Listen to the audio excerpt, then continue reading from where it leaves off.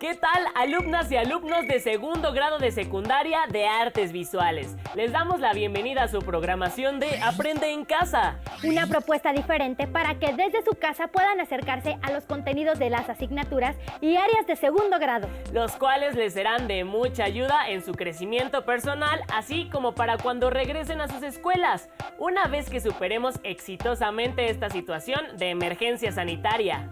Y para entrar en materia, les vamos a proponer que revisemos un tema que nos interesa a todas y a todos: nuestro cuerpo en el espacio y el espacio de nuestro cuerpo. Cuando hablamos de espacio, ¿pueden reconocer qué es? ¿Dónde está?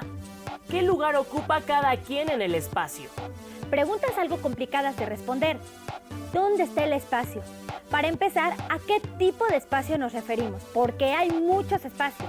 Existen muchos afuera de nosotros y también adentro, porque nuestro cuerpo también ocupa un espacio. ¡Claro! Nuestro cuerpo es físico y lo que es materia ocupa un lugar en el espacio. Aunque les diré que yo no estoy solamente en un lugar. Me muevo para todos lados. Entro, salgo, subo, bajo, bailo, salto. La mayoría de la gente lo hace. Entonces, ocupamos más de un espacio. Exactamente. El espacio o el conjunto de espacios son algo que nuestro cerebro construye y entiende de una manera muy especial por el uso de nuestros sentidos. Claro, porque a través de nuestros sentidos vamos creando la imagen del espacio en nuestra mente. Por ejemplo, con la vista y el oído podemos entender la profundidad y forma de un lugar. Con el olfato, percibir a veces lo que no se ve, pero está por ahí. Por ejemplo, el arroz recién hecho en casa. Con el tacto podemos sentir no solo los objetos y cosas, sino también saber si están cerca o lejos. Y con el gusto reconocer, por ejemplo, los sabores de la comida de un campo o de una ciudad. Esa experiencia con nuestros sentidos nos hace entender también nuestro cuerpo en el espacio, inclusive a través del tiempo. ¿Quieren ver cómo? Acompáñenos a ver esta cápsula. La belleza de la Diana es perfecta. ¿Alguna vez te has preguntado si lo que es bonito para ti también lo es para otra persona? Entonces, ¿qué es lo bello en las artes visuales? La idea de belleza depende de la cultura. Por ejemplo, en esta imagen prehispánica del gobernante maya de Palenque, Kinich Hanab Pakal, podemos observar cómo los mechones de su cabello caen hacia su frente de manera escalonada, tal como las hojas de maíz. Este efecto visual se acentúa mucho más gracias a la deformación alargada del cráneo que, según creen los arqueólogos, se hacía para evocar al dios del maíz. Es decir, que la belleza ideal entre los mayas antiguos consistía en una estética que evocaba lo simbólico y lo divino. De tal manera que, como prácticas de sus ideales de belleza, los legendarios mayas se hacían deformaciones cefálicas, tatuajes, limados dentales y se provocaban estrabismo. También ha habido otras culturas que han deformado su cuerpo, como formas de llevar a la práctica sus ideales de belleza. Por ejemplo, en China se vendaban los pies de las niñas para que estos no crecieran, aunque cabe decir que hoy en día esta práctica ya se ha abandonado. Por otra parte, el ideal de belleza que ha dominado el arte europeo y por tanto a las culturas de América Latina tras la colonización, es la idea de belleza heredada de los antiguos griegos. En su concepción de la belleza ideal, se crearon reglas o cánones que nacieron del estudio de la naturaleza y las matemáticas, donde la belleza va en relación a la proporción, la armonía y la simetría. De esta forma, podemos observar en su arquitectura el llamado número dorado o proporción áurea. que también está presente en la naturaleza. Por ejemplo, en las flores, las conchas o los moluscos, entre otros seres de la naturaleza. Esta espiral se crea con la llamada sección áurea, que fue descrita en el siglo XIII por Leonardo de Pisa, mejor conocido como Fibonacci, a través de una serie que lleva su nombre. La sucesión para crear la sección áurea comienza con los números 0 y 1, y a partir de estos, cada término es la suma de los dos anteriores, de tal manera que tenemos 0 más 1 igual a 1, 1 más 1 igual a 2, 2 más su anterior 1 igual a 3, 3 más su anterior 2 igual a 5, 5 más 3 igual a 8, 8 más 5 igual a 13, y así sucesivamente. Así pues, el número de Fibonacci lo podemos observar en el arte del Renacimiento y en las obras de Leonardo da Vinci. Otro de los cánones griegos que fue retomado por el arte occidental es el canon de las 7 cabezas, el cual se usaba para representar la proporción de la figura humana. Lo podemos observar en esta obra del escultor griego Policleto. Desde entonces, lo que se consideraba como bello en el arte clásico era armónico, esto es, concordante entre sus partes, proporcional y simétrico. Esta forma de percibir la belleza ideal predominó por muchos siglos en el arte europeo, sobre todo durante el Renacimiento, con artistas como Leonardo da Vinci, quien realizó un estudio de las proporciones ideales del cuerpo humano en el conocido Hombre de Vitruvio. Y por supuesto, durante el Neoclásico, que como su nombre lo indica, fue un movimiento en el arte que retomó los ideales clásicos, griegos, romanos y también renacentistas, como el orden, el equilibrio, la concordancia, la proporción. En nuestro país podemos encontrar muchas pinturas y esculturas neoclásicas en las cuales disfrutar de los cánones de belleza heredados de los griegos.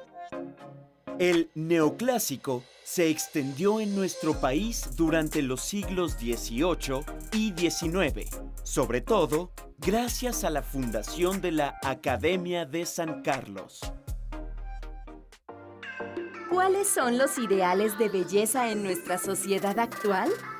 ¿Qué piensas al respecto? Comparte tus opiniones y plasma tu conclusión personal en una composición bidimensional. Por ejemplo, un dibujo o pintura. No imaginaba que la idea de belleza está relacionada con el lugar y época en la que han vivido personas. Es decir, que la forma en que los percibimos los cuerpos de las personas cambia según el espacio y el tiempo en el que han vivido. Y no solo la belleza, sino todas las categorías que los seres humanos utilizan para decir que algo agrada o desagrada a sus sentidos. Las categorías fueron creadas por los seres humanos para distinguir y darle un valor y comprender la información que sus sentidos perciben. Pero también una misma categoría varía dependiendo del lugar y la época donde viven las personas. Entonces, ¿la idea de belleza va cambiando con el paso del tiempo? ¿Qué opinan? Para responder y conocer más acerca del tema, los invitamos a ver la siguiente cápsula y a realizar el ejercicio que indica. Les sugerimos anotar las preguntas, así como las ideas principales, y posteriormente integrarlas a su carpeta de experiencias. Casi siempre, cuando hablamos de estética, pensamos en lo bello y, por lo tanto, en el arte. De hecho, el término Bellas Artes se introdujo en el siglo XVIII, cuando imperaba la idea de lo bello y la razón. En 1747, Charles Batou elaboró una teoría sobre las bellas artes. Él creía que el arte consistía en la fiel imitación de lo bello en la naturaleza. Así, incluyó dentro de las bellas artes disciplinas como la danza, la pintura, la escultura, la música, la poesía y la arquitectura. Y en 1911, el periodista y escritor italiano Ricciotto Canudo incluyó al cine. Pero, ¿qué pasa con lo que no imita la belleza de la naturaleza? ¿Qué pasa con lo que no se considera bello? ¿Dónde queda todo aquello que no es simétrico, ordenado y proporcionado? ¿Eso ya no es arte? El concepto de lo estético se remonta a la esfera de lo sensible, a lo que se percibe de un objeto con los sentidos y desde la experiencia de la persona que lo percibe sensiblemente. En lo sensible y lo estético no solo existe la belleza, sino también otros conceptos como lo feo, lo grotesco, lo sublime, el horror, lo trágico, lo cómico, a lo que le podemos llamar categorías estéticas. Veamos. ¿Qué te provoca ver esta obra? ¿Te parece desagradable verla? ¿Te parece fea? Para ti, ¿qué es lo feo? ¿Por qué? ¿Acaso lo contrario de lo bello es lo feo? Lo feo no es un valor negativo. Lo feo como categoría estética tiene su propio lugar en el arte.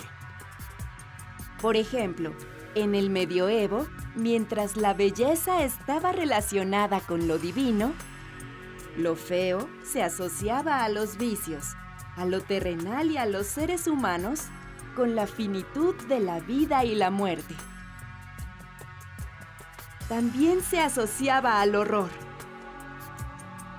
En el Renacimiento se retomó el ideal de belleza grecolatina, es decir, clásica, en el que se valoraba la simetría, el orden y la proporción.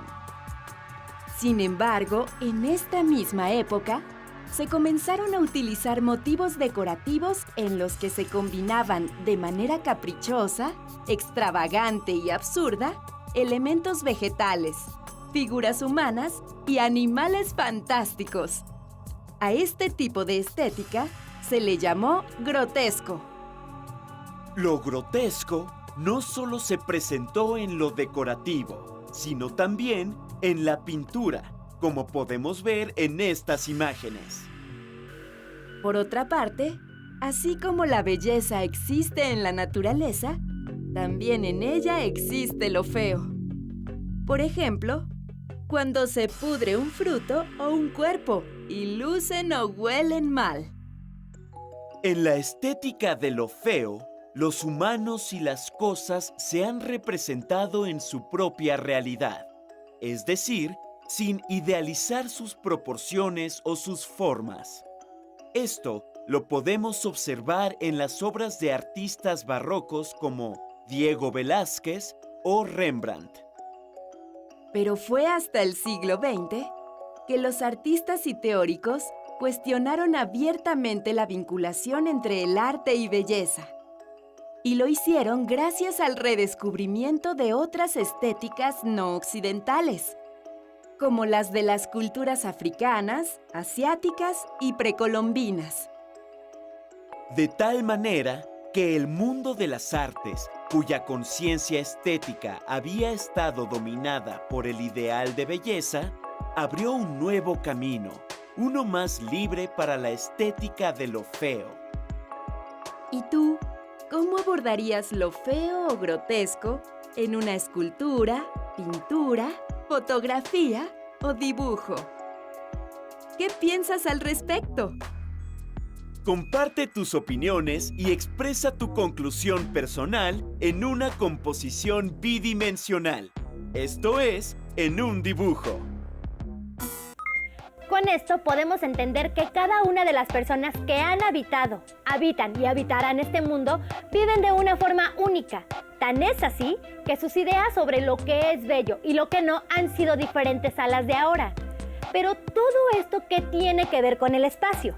Pues precisamente porque es diferente el lugar donde habita cada persona, entonces sus ideas, sus sensaciones, su experiencia, incluso su percepción de la realidad cambian todo el tiempo. Esto quiere decir que si espacio se refiere no solo a un lugar, sino también a un lapso de tiempo determinado, se podría decir que habitamos muchos espacios que nos van afectando de diferentes maneras. Así es, como decías hace un momento, habitamos no solo uno, sino varios espacios. Y no solo porque nos estamos moviendo de lugar, sino porque el tiempo también nos afecta. Veamos la siguiente cápsula sobre otras formas de entender nuestros cuerpos en los espacios. ¡Adelante! Las categorías estéticas nos sirven para reconocer y describir nuestras experiencias ante la naturaleza, el arte y la vida misma. ¿Sabes cuáles son? ¿Sabes qué es lo sublime? ¿Sabes qué es el horror? Las categorías estéticas son las diferentes maneras que utilizamos para describir lo que percibimos a partir de nuestros recuerdos y del bagaje cultural que hemos acumulado a lo largo de nuestra vida. Por ejemplo, aquello que nos parece bello o feo de una pintura o una artesanía. La sensación de melancolía que nos produce una canción. La admiración que podemos sentir por el héroe de un cuento, o bien la sensación de grandiosidad que sentimos al observar la naturaleza. De hecho, la sensación frente a la grandeza o la belleza indescriptible al percibir la enormidad que supera al ser humano es lo que llamamos sublime. Lo sublime sugiere lo infinito que percibe el ser humano, aun con sus efectos de pequeñez, debilidad o desamparo ante potencias sobrehumanas. Y esto podemos encontrarlo en la naturaleza. Por ejemplo, en la inmensidad del mar, en un arco iris, o en acciones heroicas de hombres y mujeres que arriesgan o sacrifican su vida para alcanzar una meta que beneficia a un pueblo o a la humanidad. ¿Has tenido una experiencia de lo sublime? A finales del siglo XVIII, surgió una corriente artística a la que denominaron romanticismo. En algunas de sus obras encontramos ejemplos de lo sublime. En ellas se glorificaba la libertad del individuo, la emoción por la naturaleza, la versión idílica de los tiempos pasados, narraciones épicas, naufragios, pesadillas y seres sobrenaturales. Todo esto como vías de expresión del sentimiento. Por ejemplo, en la obra El caminante sobre el mar de nubes, el autor nos presenta a un hombre en la cima de una montaña, contemplando lo sublime de la magnificencia de la naturaleza, entre un mar de nubes que cubre un paisaje montañoso. El artista nos ofrece su percepción de lo pequeño del ser humano frente a la enormidad de la naturaleza, quien pareciera va a absorber al hombre de la pintura. El pintor alemán Caspar David Friedrich es uno de los pintores más representativos del género paisajista del romanticismo alemán del siglo XIX. ¿Qué te provoca ver la pintura? En las obras que acabamos de ver, existe la intención de los autores por mostrarnos la pequeñez del ser humano y la grandiosidad de lo que admira. Es tal la intención que en ocasiones lo sublime causa horror. Esto proviene del sentimiento de desamparo, ante lo que se sale de control y entendimiento, como el gran poder de la naturaleza, las pesadillas y los seres sobrenaturales. ¿Has tenido alguna experiencia de horror? En la pintura Saturno devorando a su hijo, el autor Francisco de Goya nos enfrenta a un monstruo sangriento y siniestro. Lo sublime del horror en esta obra radica en la base del temor a la muerte y a la certeza del dolor y el peligro. Según el historiador chileno José Ricardo Morales, Saturno devorando a su hijo es una crítica a la monarquía española, que durante el reinado de Fernando VII ejercía la tiranía con el pueblo y también con sus hijos, devorándolos, metafóricamente, para mantenerse en el poder. ¿Qué te provoca la pintura? ¿Miedo o fascinación? Como hemos visto, las categorías estéticas funcionan como guía para orientarnos y tener una visión, un panorama del contenido del mensaje o significado de nuestras experiencias estéticas. ¿Cuál de las dos categorías estéticas les gustó más? Los invitamos a realizar una composición de lo sublime o del horror, ilustrando con una experiencia que hayan tenido. Me he dado cuenta de algo con todo esto que aprendimos sobre las categorías estéticas. ¿De qué? Cuéntanos.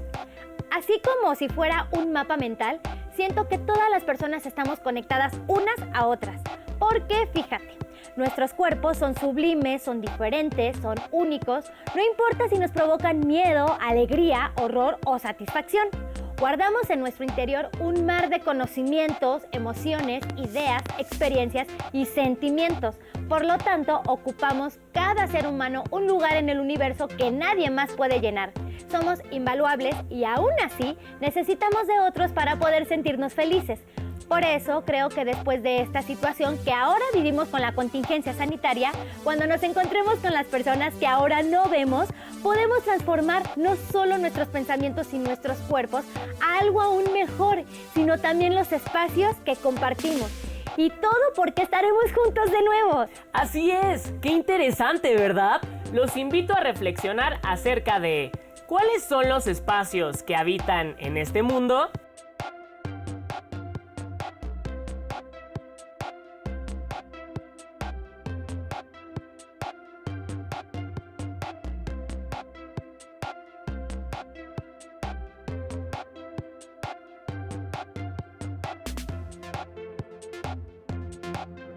¿Qué emociones habitan dentro de ustedes?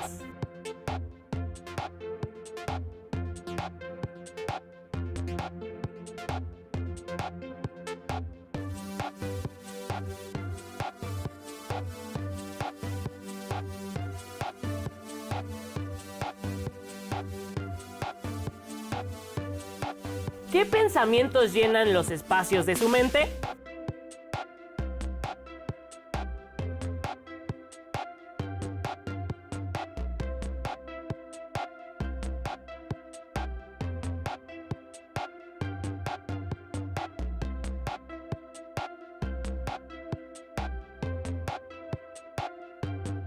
¿De qué modo interactúan en el espacio de todo lo que nos rodea? Personas, naturaleza, cosas. ¿Y cómo interactúan ellos en el de ustedes?